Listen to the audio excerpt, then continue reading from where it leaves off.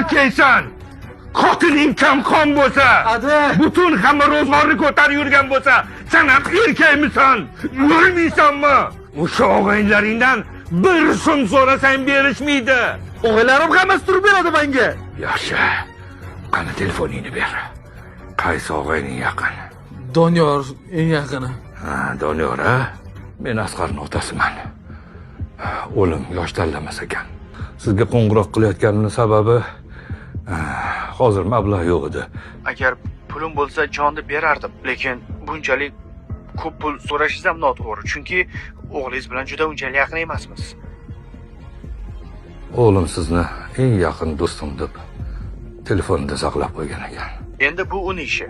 Agar o'g'lingizni janozasiga shunchalik pul topa olmasangiz, ana qabristonga borib iltimos qiling. Vaziyatingizni tushuntiring.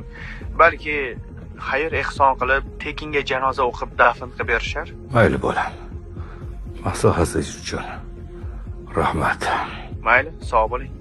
Yaqin do'stingman deganni gapini eshitdingmi? To'g'risi. Undan bunaqa gap kutmagandim.